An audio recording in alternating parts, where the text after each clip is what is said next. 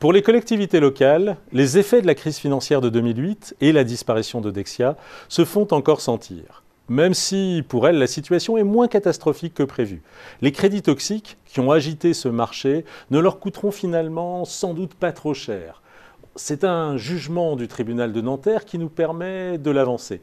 Dans l'affaire opposant l'ex-banque des collectivités locales, Dexia, au département de la Seine-Saint-Denis, la justice a relevé des vices de forme. Il n'y avait pas de taux, le TEG, mentionné sur les fax envoyés par Dexia. Une mention pourtant obligatoire. Résultat, au lieu de payer par exemple 10% sur un crédit toxique, ce crédit se voit appliquer un taux d'intérêt légal qui est de 0,71% en 2012. Et oui, moins de 1%, tout de suite, c'est nettement moins toxique. Cette décision pourrait certes être cassée en appel, mais peu importe finalement.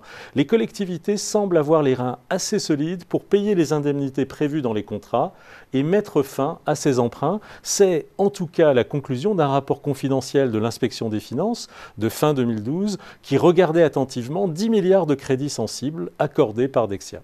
Le principal problème que pose aujourd'hui la disparition de Dexia, c'est la difficulté pour les collectivités à trouver du crédit. Lorsque Dexia était en activité, elle occupait entre 35 et 40% du marché français, un marché de 150 milliards d'euros d'encours.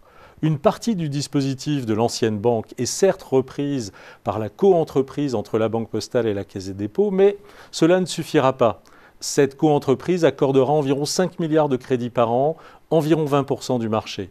Et depuis la disparition de Dexia, les banques commerciales, BPCE par exemple, Crédit Agricole ou Société Générale, ont réduit de manière sensible leurs ambitions.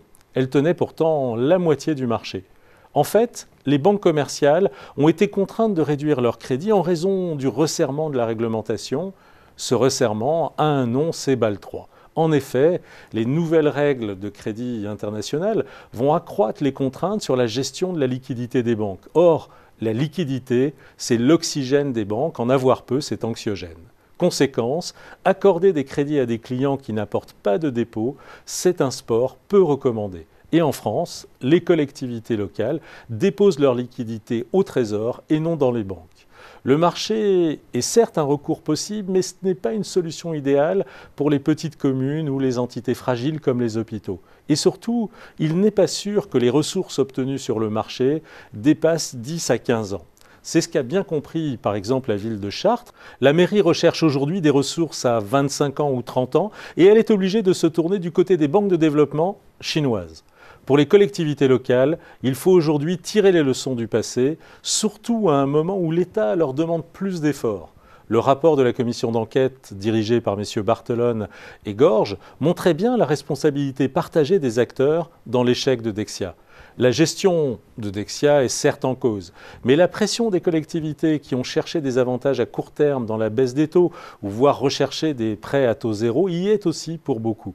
Cela a amené à une forme aiguë de démutualisation et c'est cela que les collectivités locales doivent aujourd'hui combattre.